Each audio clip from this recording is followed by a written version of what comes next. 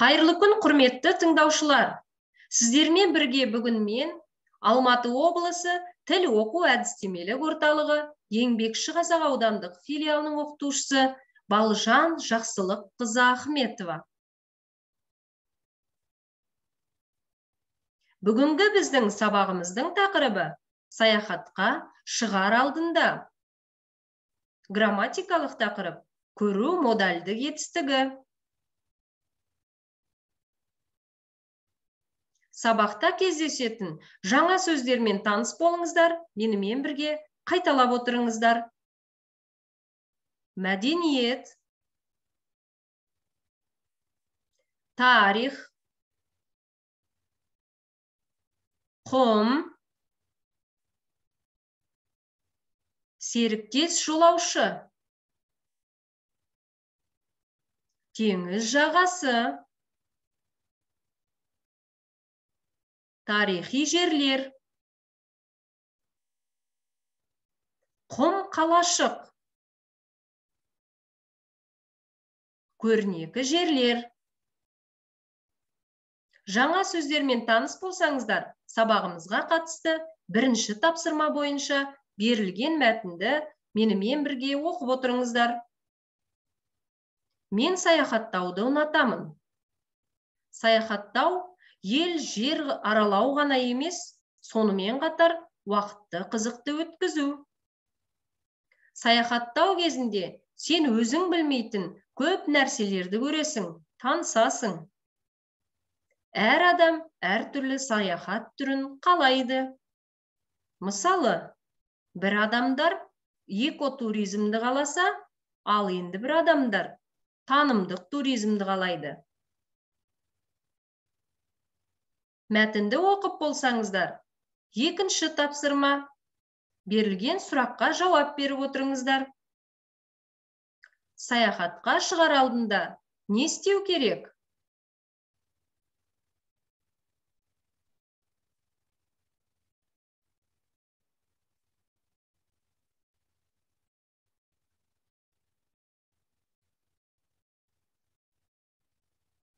Тамаша. Сұраққа жауап беріп болсаңыздар, сабағымызға қатысты грамматикалық тақырыпқа тоқталайық. Көру модальдік етістігі. Көр қосымша мағына үстейтін көмекші етістік. Көр көмекші етістігі салт және сабақты етістіктердің барлығымен тіркеседі. Кесімді күрделі етістіктің құрамында көр көмекші етістігі байқау мағынасын білдіреді. Мысалы, бұл мәліметтерді интернеттен іздеп көрейін. Құжаттарыңызды тағы да қарап көріңізші. Көр көмекші етістігі арқылы жасалған алдыңғы сыңары келер шақ көсемше түрінде қолданылатын етістік бұйрық рай формасында ғана жұмсалады. Мысалы, мына сандықты аша көрме.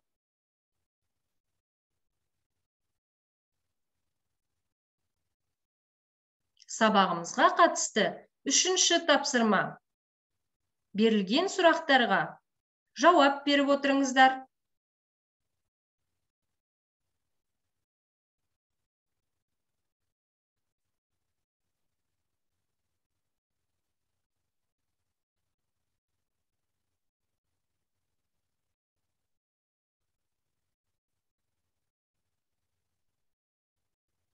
Тапсырманы орындап болсаңыздар, тексеріңіздер.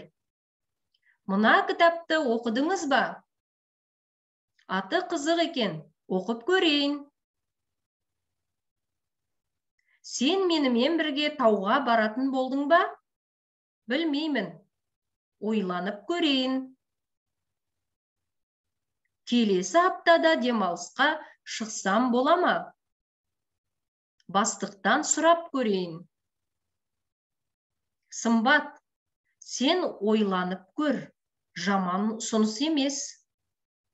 Жарайды, әкеммен ақылдасып көрейін. Сыйлыққа не алсам екен? Сен дүкеннен қарап көр, табасың. Құрметті тыңдаушылар, тапсырманы тексеріп болсаңыздар, 4-ші тапсырмаға көшейік. Адасқан сөздерді орындарына қойып, сөйлем құрап жазып шығыңыздар.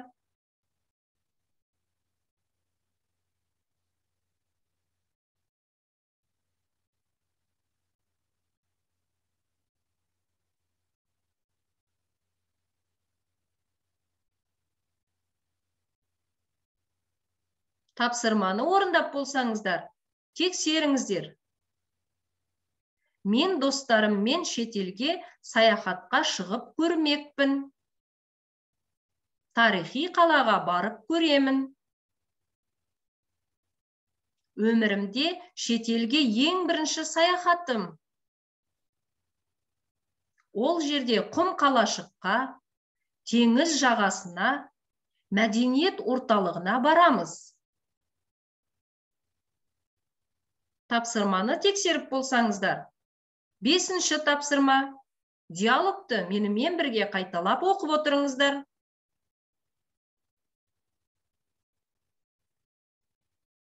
Сіз саяхатқа кіммен шыққанды қалайсыз?